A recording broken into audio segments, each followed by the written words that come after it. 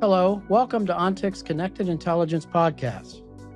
I'm Fred Burton, ONTIC's Executive Director of Protective Intelligence. This podcast offers valuable insights and practical advice to help you navigate the complexities of modern corporate security shared by leaders and innovators in the field. Now, on to the discussion. Hi, I'm Fred Burton here today with Brad Thor. Brad is a #1 New York Times bestselling author of 25 thrillers, is renowned for his deep expertise in intelligence, special operations, and terrorism. His novels, such as Spy Master and Blowback, have been praised for their authenticity and insight into real world threats. Brad was recruited into the Department of Homeland Security's elite Red Cell program, where he brainstormed terrorist scenarios for the U.S. government. His extensive research includes traveling the globe, including shadowing a Black Ops team in Afghanistan, which brings unparalleled realism to his writing. But more importantly, Brad's just a real good guy. Brad, welcome to the ONTIC Connected Intelligence Podcast. Oh, it's great to be back with you, Fred. Thanks for having me. First, I want to thank you for that very cool dinner we had at that undisclosed location. You made our day. In front of the Eating dinner in front of the wall of wine that they had there. That was a good time. Thank you, Fred. And you included some fabulous warriors in that dinner. It was an honor to break bread with all of you. So thank you. Oh my gosh, they were huge Scott Harvath fans. Well, before we dive into Edge of Honor, which is behind me, as you can see, give us a quick snapshot. Where does this story find Scott Harvath and what's at stake? So I wanted to do a real red, white, and blue patriotic thriller that would play out in DC using a lot of kind of traditional spycraft, tradecraft 101 things. And so it all takes place in DC. The book itself comes out on July 1st. And then within the story, the book unfolds in the days leading up to the 4th of July. So you kind of read it if you get it on July 1st. You read it in real time as the story unfolds in the book. So Harvath is back home after having married a Norwegian intelligence operative, a deputy director at the Norwegian Intelligence Service. They've taken a 6-month honeymoon and they're back. She's Norwegian. She's been to the U.S. Embassy in Oslo for 4th of July celebrations. But now that she's married to an American, she wants a real 4th of July. And he's determined to give it to her.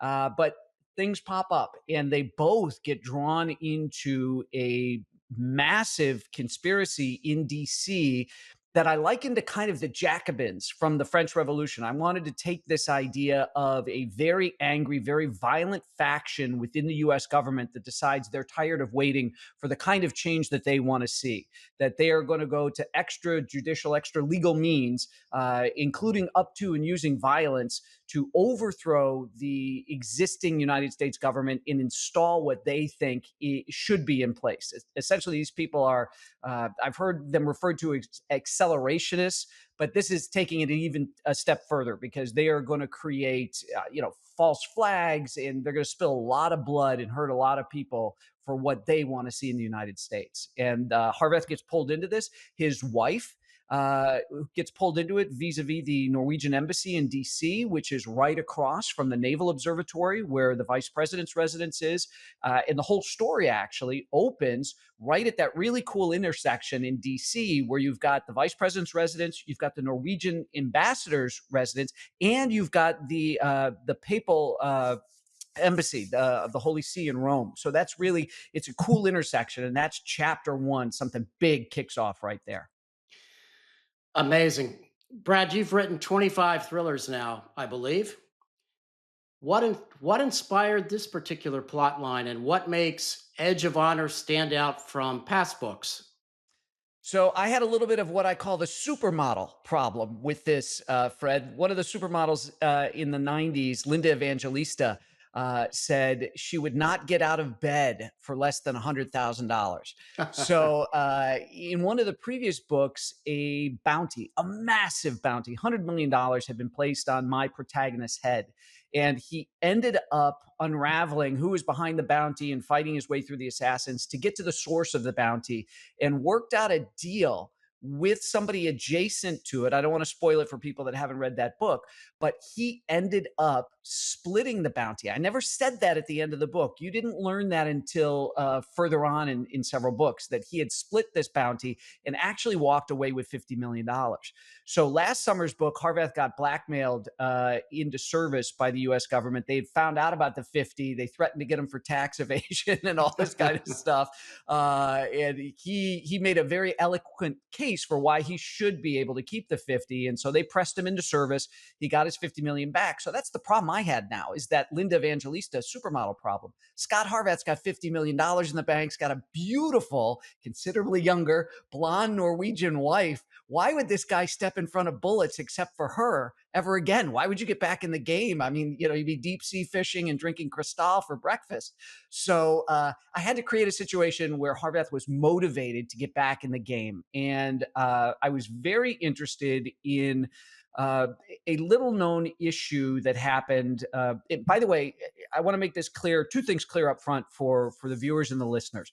Number one is that my books are like the James Bond movies. If you've never read a Brad Thor thriller before, you don't need to worry about that. You don't have to go back and read last summer's book before you read Edge of Honor. You can pick up Edge of Honor, start right there. You're going to be caught up, just like going to the theater and seeing the most recent Bond movie. Doesn't matter if you've ever seen one before.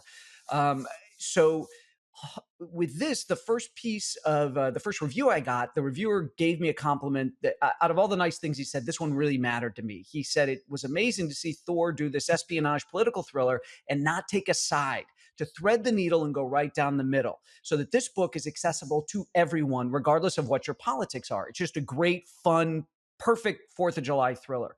So back to your question, what I base this on is I happen to know somebody who, with the change of administration, lost his security details, protective detail. And I know that's a subject, protective details, that we talk a lot about with you Sure. and with your audience. And I thought, wow, this is amazing, because the guy had some pretty serious threats from a foreign nation. And as I was working on the book, this started picking up. You saw Mike Pompeo lose his security clearance. You saw, former Defense Department people. I think, I don't know if Chris Krebs from DHS had one that he lost, but anyway, these were being dropped. And particularly some of the people that I knew who had earned the ire of hostile foreign actors and states because of their service to the country. To me, without making a political statement, I think that is a very bad thing for us as Americans to do, because if you're not going to protect your people, if your people are going to piss off, let's say the Iranians, because that's what I was focused on, was people who were involved in the Soleimani hit in Sure. Iraq when he came from the IRGC from Iran over to Iraq. These are people that were doing the tough business of this nation, and we should have their backs. And if you don't protect these people from bona fide threats, and there was a big kerfuffle when Pompeo lost his detail and everything. People say, "Oh, what, you supposed to have it forever?" And it's like, no, that's a dumb response. That really, anybody that says, "Oh, you're supposed to have it forever," you're not very bright. You don't understand how these things work. Yes, they can be very expensive if the threats are active and are very sophisticated. Doesn't mean you have it forever. But if you've got bona fide active threats, we need to protect these people. Number one, because it's the right thing to do, because they earned this threat in service to our nation. And number two, you'll never, ever, Republican or Democratic administration, you're never going to recruit top tier talent to the White House if they don't have a guarantee that they'll be protected for doing their jobs and being tough. So this fascinated me. And I thought, okay, this is a reason, without making it political. I'd had this idea before Pompeo lost his, before I knew about guys losing their details or not getting details, well before it was ever in the press. And I said, this would be something that would get Harvath out of bed, because it would solve the supermodel problem. Several books ago, Harvath had an issue where the Russians had grabbed him and tried to render him to a site of theirs where they were going to interrogate him and kill him. And there was one particular player in DC who worked very hard to get him back. So this character in this book, it needs a security detail. He believes he's being hunted by the Iranians for his involvement in the Soleimani case. And he's gone to everybody. He's gone to DSS. He's gone, you and I, actually, you were very helpful in this book, Fred. And I thank you again here live. Thank you for your help with us discussing where Harvath would go, and also who would help the Norwegians if there was an issue for them at their embassy. This guy goes everywhere. People either A, don't believe him, and he's like, listen, two of my colleagues are dead, the Secretary of State and the Defense Secretary. They're both dead. And the FBI is saying, yeah, one guy fell down the stairs, the other guy had a heart attack. People die, particularly older, out of shape guys. They die. It doesn't mean anybody killed him. So there's this kind of push pull. Is he being chased by the Iranians? Is he not? And so he brings Harvath in. So that's what gets Harvath off the bench, if you will. Not even on the bench, Fred, out of the stands and back into the fight, back on the field. So that was how I cured that Linda Evangelista problem. So Harvath goes that way. And then with some of the things that we've seen with the Secret Service, as you know, I track even older things like there was that report in Ireland several years ago during the Obama administration about the beast kind of high centering coming out of our Right. embassy in Dublin and getting stuck. And so I did this whole thing where with some of the other things with Secret Service recently, the Norwegians, their ambassador was coming into town for a NATO summit in DC saying, I'm kind of concerned. We're hearing things, I'd like to have somebody on my team who's really good with English, although all the Norwegians are. Anyway, somebody that's respected, that has contacts inside. And that was Harvath's wife, Solvi, the deputy director from Norwegian intelligence, who's on a long leave of absence. So she kind of gets shanghaied into working for her ambassador, and their two plots dovetail in the book. So long answer to a very short question, but those are the details for you. Brad, without giving away any spoilers, there's a lot in this book about personal loyalty versus duty. How do you balance the internal struggles of Harvath with the external threats that he's facing? That was an interesting thing for me to wrestle with on this book, because Harvath always does the right thing. It might not be, yeah, always. That's really, he always does the right thing no matter the cost. And loyalty and duty are two of the themes in the book. To what degree does an organization or a nation or a colleague deserve your loyalty? What's your responsibility having the loyalty of another person? What are your duties? You swear an oath to the Constitution. That doesn't just evaporate when you leave office. There are our soldiers, our seamen, our airmen, the Marines, I mean, the coasties, everybody. So it was an interesting internal thing for Harvath to deal with. What does it mean to be a lot of my tier one guys talk about former action guys. What does it mean to be a door kicker who's no longer out there on the tip of the spear, but you still have all those instincts and you still have that desire to serve and protect your nation? Because I really believe that there is no American dream without those willing to protect it. So now Harvath went from being the protector of the American dream to suddenly stopping and not working for the government anymore and saying, wow, I've been protecting the American dream. I don't even know what my own dream looks like. And so he's trying to figure that out too, amidst all this action and all this danger and all these threats to the nation. So it's like the Godfather when Michael Corleone says, I thought I was out and they pulled me back in. And that was the idea. Brad, your books always weave in elements of current events, real world geopolitics. What real life events or trends influenced Edge of Honor? So definitely, and I talked to David, who you and I both know, my publicist, when all the stuff broke about Pompeo losing his protective detail.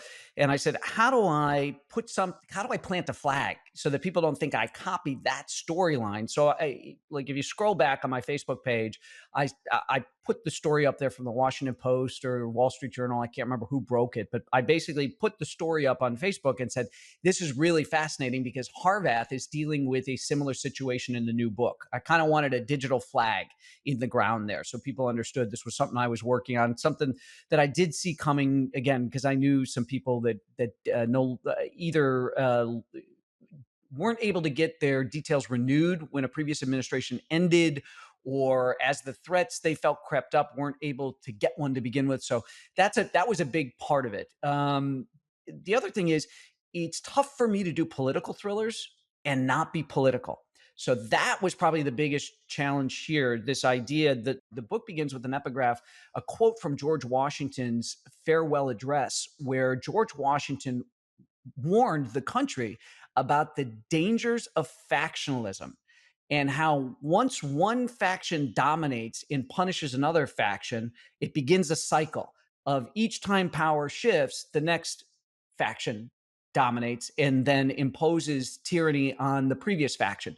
So this idea, like I said, factionalism, the Jacobins and the French Revolution, that stuff was all playing in my mind against our current backdrop of kind of the tribalism and the very angry politics that seem to drive everything that we do.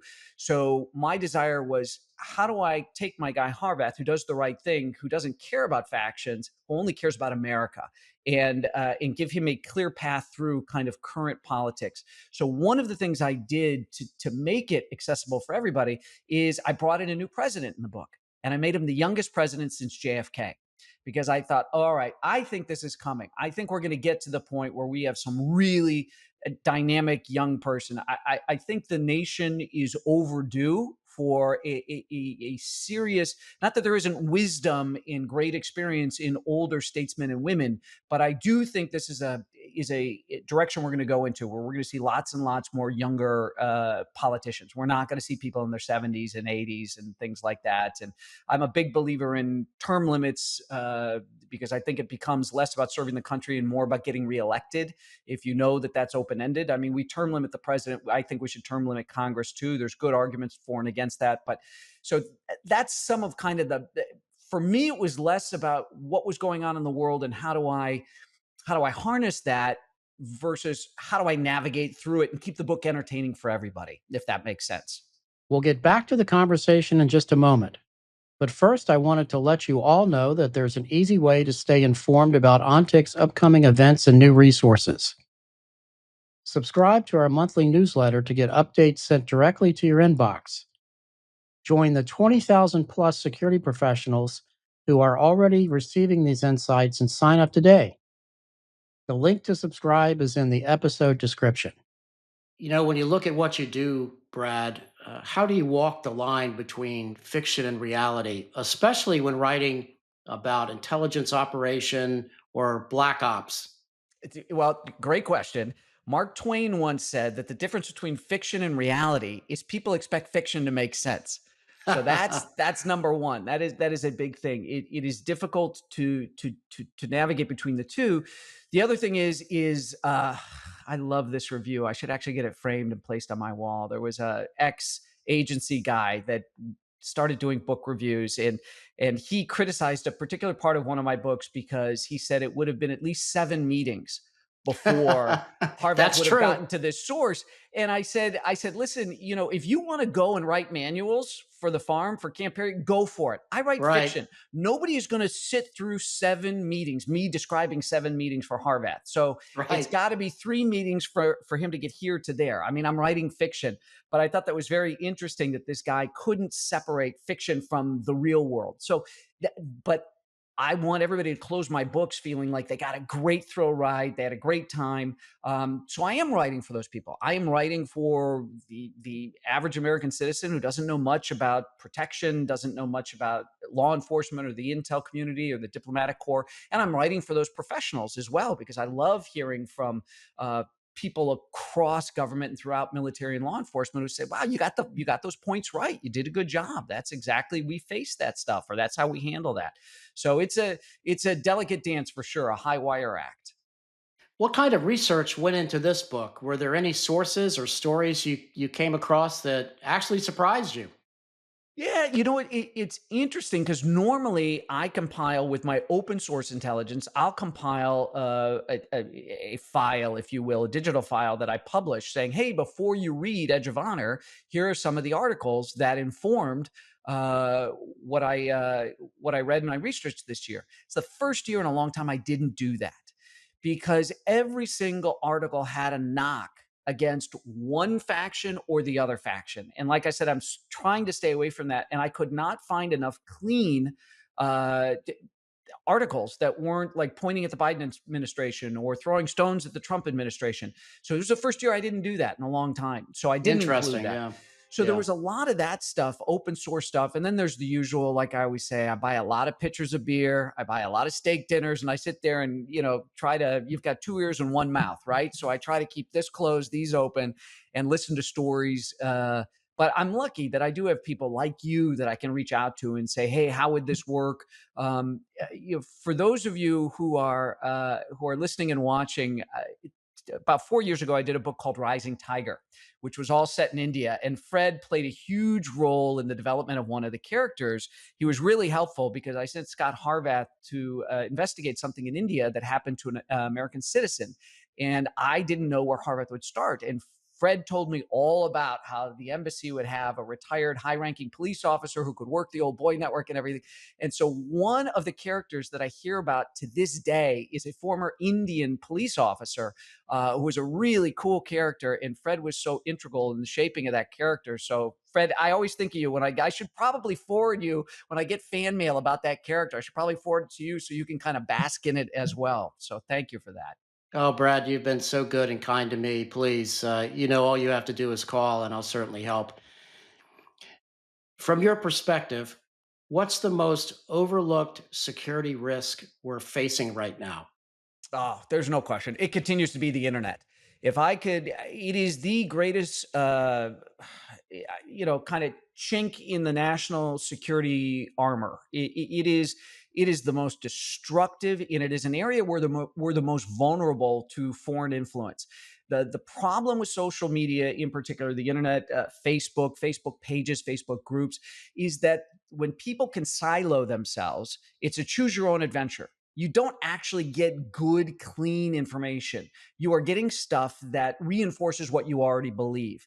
And where this gets really dangerous is if you're on a Facebook page with people who you think just like you, and you're all in the same boat together, you're all looking at the world and politics the same way, it makes it easy for foreign actors to get in there and manipulate you because your guard is down. And I say this for even sophisticated Americans. If you are venting your spleen and you're all upset, you're being manipulated. If you are not cool-headed and looking at things from multiple directions, you're not doing it right. You have a bad media diet. So if you're angry all the time, it's not what's happening out there. It's actually what's happening in here. It's you. It's not that, it's you that's the problem. So I continue to worry about the internet and social media and the ability of foreign governments to manipulate American citizens and to perpetuate the culture war here, to perpetuate factionalism, to even stoke violence, which North Koreans, the Iranians, the Russians have all been pushing for kind of a civil war here in the United States. And every time there's an issue, whether it's the stuff happening in LA with the National Guard being deployed, anytime any of these hot buttons come up, our enemies jump on them and try to work people up, both for and against. It is very dangerous. So my one wish would be I would get rid of the internet if I could. I really do think it's our greatest vulnerability as a nation of free people is not getting good information and being in an area where you can be so incredibly manipulated. Brad, Scott Harvath's world is fast moving, high stakes, and secretive. How do you think that compares to how modern corporate security teams operate today? Well, I'll tell you, I was thinking about this one because I knew it was going to come up in our conversation. I don't think it's any different, to be honest with you. If you look at the assassination of the United Healthcare CEO in New York City, there's a freaking musical about that It's scumbag kid now. unbelievable. It's It's unbelievable. terrible. Now we're back to social media, right? This kid, he was handsome and he got this huge following and people were swooning over him. But it's not just so that I think everything is political now. I think people want their 15 minutes of fame on social media. I'm not saying that's why the guy did it, was for the social media. But I worry that we're entering this era kind of like the 60s, where there were a lot of political assassinations. And I Sure. don't think that corporate America is safe because I think that there are political arguments that can be made by the opponents of corporate America, people that don't like capitalism, that they can convince themselves that an attack on people in corporate America serves a political end.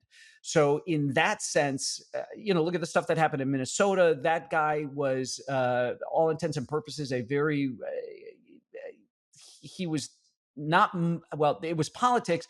There's questions about whether he was part of a strain of religious extremism, of a very profound Christian nationalism that is starting to become more political than religious, where it can be just as nuts as the anti-capitalist, anti-corporate people, where they feel whatever their beef is justifies violence. So that's not to make any to cast any value judgment on religion, but what we are seeing is a religious fanaticism. We're seeing a cultural fanaticism. All this stuff comes together in a toxic stew that's not good. And I think that we are not getting closer to things being less dangerous. I think things are getting more dangerous, and I think for the people, particularly in corporate America, who are in charge of protecting principles and the families of principles in corporate America, I think their job has only just begun to get more difficult and will continue to do so. I don't think we're anywhere near things cooling off. I think they're only going to get worse, unfortunately, for a while to come. Hope Yeah, I'm wrong. very well said, Brad. The Just the angst and the concern and the threat landscape for corporate security today is really off the charts. Yeah, and it's a big thing. That is kind of a little bit of a silver lining is that if there is anything brewing on social media, hopefully you've got a good team. Like some of the people you and I know that can spot that stuff and can flag it. But sometimes these people who act alone don't necessarily, project too much on social media. They're not announcing what they're going to do. So it's tough, right? It is no different for the protectors in the corporate world than in military and law enforcement. You've got to be good 365 days a year. The bad guy only has to be good and on his game one day out of the year. You have to be lucky. That's the line. You have to be lucky 365. They only have to be lucky once. Brad, do you ever get any of your stories or ideas from interactions with folks in the corporate security world? Yeah, I've had some good stuff happen, where I've been told some good stories. My favorites are the ones where the good guys win, and how they were able to outsmart the bad guys. You never want to underestimate your opponent, but it's amazing how much stupidity is out there and how much people get foiled, by their own ignorance and lack of planning, which is all good. Which is all good. Don't get me wrong, but yeah, I do from the people that I know. Whenever I'm on the road with my guys, we're always trading stories and stuff like that. And I always get either I'll learn something new about a new piece of tech or a way they did some counter surveillance that was very interesting. It is an area where there's a base of knowledge, right? Just like in the intelligence community, there's kind of this tradecraft 101, but then there's always somebody's spin on it, which is fun. And oh gosh, I never thought about that. I always thought you'd do it this way, but yeah, why wouldn't you do that? So yeah, there's a lot of cool stuff that I can apply to Harvath in the books that I do get from kind of that corporate side of stuff. Brad, what's next for you and for Harvath? I'm back with the supermodel problem, right? So as long as Harvath, unless he makes a really bad financial decision and puts it all on black and it comes up red and he loses all the money and he's got to re-enlist, I'm back to that issue of what am I going to do with him that's fresh. So this is my listen, I'm lucky to have had a career that I've had where it spans over 2 decades and people still love the books. It charts at the top of the New York Times bestseller list when it comes out, and it's the same guy. So, my challenge now, and it's good because it keeps it exciting and fresh for me to be challenged, is again, what gets Harvath moving? What gets him back into the fight when he doesn't have to show up at a job every day, where he's not working for the government or he's not working for somebody who contracts to the intelligence community. So that's my big challenge. So I've got a couple ideas next summer, but for next summer's book. But right now I'm like totally zoned in on the publication of this, which is less than 2 weeks away as we record this. Yeah, it's amazing. Now, Brad, I'm not putting you on the spot. We ask every guest this question. What does connected intelligence mean to you? So, connected intelligence, when I hear the two words, I immediately think of all the after action reports that came out on the heels of 9/11 and how things were stovepiped, right? So, everything kind of stayed at the FBI, everything stayed at the agency. So, connected intelligence to me, it means connected means integrated, and it means communicating with your partners in that space, so that nobody is sitting on the one piece of intel that might have made the difference for somebody else. You don't want to hide your puzzle pieces. If everybody's sitting at the table and putting their pieces there, eventually you're going to figure out how they go together. But if you're keeping a couple in your pocket, you not only cheat yourself, you cheat all your partners. So that would be how I think of connected intelligence.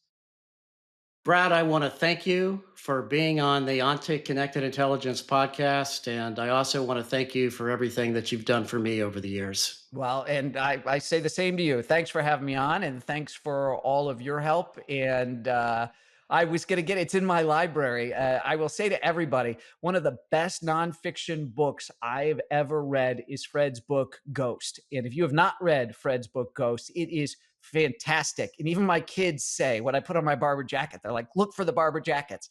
So love that. And you are a terrific guy. You've been a dear friend of mine for many, many years, and in even helping members of my family. You're just fantastic. So I thank you for your friendship and everything you've done for me, Fred.